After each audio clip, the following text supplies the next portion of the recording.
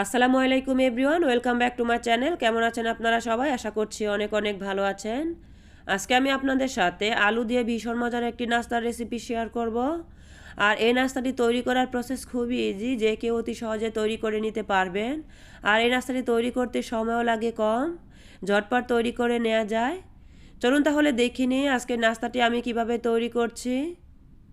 নাস্তাটি তৈরি করার জন্য প্রথমে আমি এখানে নিয়ে নিচ্ছি একটা মিক্সিং বোল, আর দিয়ে দিচ্ছি 1 কাপ পরিমাণ মুড়ি, আর এখানে আমি অ্যাড করে দেব সামান্য কিছুটা পানি।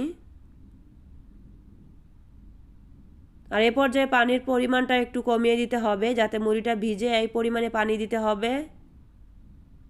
আর পানিটা দেওয়ার পর মুড়ি ও পানিটাকে খুব ভালোভাবে মিশিয়ে নিচ্ছি।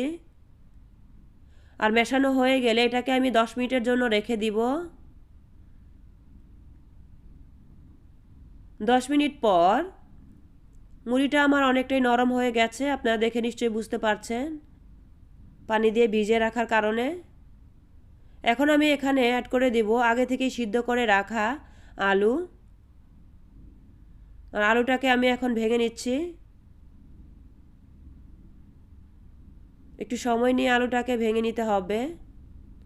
এখন এখানে দিয়ে দিচ্ছি 2 টেবিল চামচ পরিমাণ পেঁয়াজ কুচি, 4-5টা কাঁচামরিচ কুচি, স্বাদ অনুযায়ী লবণ, হাফ চামচ চিলি ফ্লেক্স দিয়ে দিলাম, হাফ চামচ হলুদের গুঁড়া, হাফ চামচ ধনিয়ার গুঁড়া, হাফ চামচ দিয়ে দিচ্ছি জিরার গুঁড়া, হাফ চামচ দিয়ে দিলাম আদা রসুনের বাটা, আর কিছুটা ধনিয়া পাতা অ্যাড করে দিচ্ছি, আর 1 চামচ রান্নার তেল দিয়ে দিচ্ছি।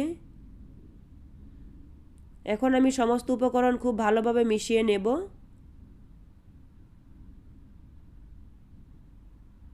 একটু সময় নিয়ে খুব ভালোভাবে সমস্ত উপকরণ মিশিয়ে নিতে হবে। আর মেশানো হয়ে গেলে এটাকে একটা সাইডে রেখে দিচ্ছি। এখন এ পর্যায়ে আমি এখানে নিয়ে নিয়েছি সামান্য পরিমাণ তেল, আর তেলটা আমি এখানে মিশিয়ে নিচ্ছি। আর তেলটা আমার মেশানো হয়ে গেলে এখন আমি যে নাস্তার মিশ্রণটা তৈরি করে রেখেছিলাম নাস্তা তৈরি করার জন্য, সেটা দিয়ে দিচ্ছি। এখন আমি নাস্তার শেপগুলো দিয়ে দেব। আপনারা একটু খেয়াল করলে বুঝতে পারবেন আমি কিভাবে নাস্তার শেপগুলো দিয়ে দিচ্ছি। প্রথমে আমি এটাকে খুব ভালোভাবে ছড়িয়ে নিচ্ছি। খুব ভালোভাবে ছড়িয়ে দেওয়া হয়ে গেলে এখন আমি একটা ছুরির সাহায্যে এটাকে কেটে নেব।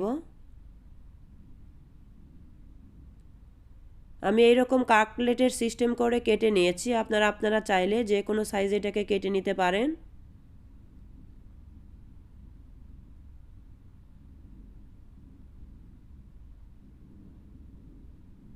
আপনারা একটু খেয়াল করলে বুঝতে পারবেন আমি কিভাবে এটাকে কেটে নিয়েছি।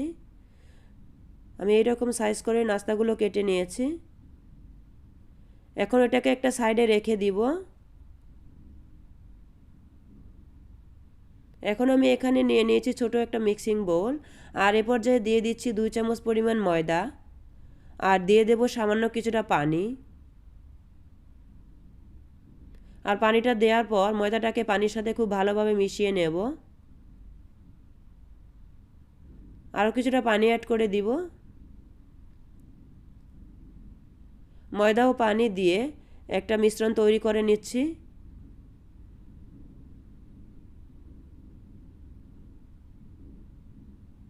আমি আপনাদের মিশ্রণের ঘনত্বটা দেখিয়ে দিচ্ছি।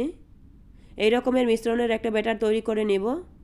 এ পর্যায়ে আমি নাস্তাটি বানানোর জন্য এখানে আমি নিয়ে নিয়েছি সামান্য কিছুটা পরিমাণ সেমাই, আর সেমাইটাকে খুব গুঁড়ো করে নিয়েছি। এখন আমি প্রথমে ময়দার ব্যাটার দিয়ে নাস্তাটাকে ফোল্ড করে দেব।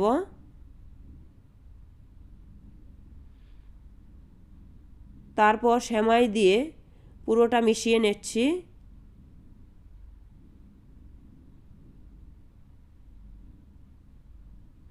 আপনারা একটু খেয়াল করলে বুঝতে পারবেন আমি কিভাবে এই কাজটা করছি। আমি এইরকমভাবে নাস্তার শেপটা দিয়ে দিয়েছি। আমি একইভাবে আরেকটা নাস্তা আমি আপনাদের দেখিয়ে দিচ্ছি। প্রথমে আমি ময়দার ব্যাটারে দিয়ে দিলাম, এরপরে আমি সেমাই দিয়ে এটাকে ঢেকে দেব।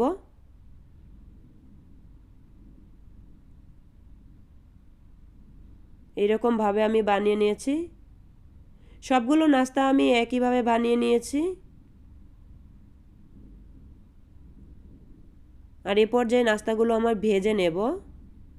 আর নাস্তাগুলো ভাজার জন্য আমি পর্যাপ্ত পরিমাণ তেল গরম করে নিয়েছি। এখন আমি এক এক করে নাস্তার শেপগুলো দিয়ে দিচ্ছি। সবগুলো নাস্তা আমার দেয়া হয়ে গেলে মাঝারি হিটে এটাকে আমি 2 মিনিটের মতো জাল করে নিব। আর 2 মিনিট পর আমি নাস্তাটা উল্টিয়ে দিচ্ছি। আর এই নাস্তাটা আপনারা বিকেলে চায়ের নাস্তায় ঝটপট তৈরি করে নিতে পারবেন। আর এই নাস্তাটা আপনারা একবার যাকে বানিয়ে খাওয়াবেন সে এটি খুব পছন্দ করবে।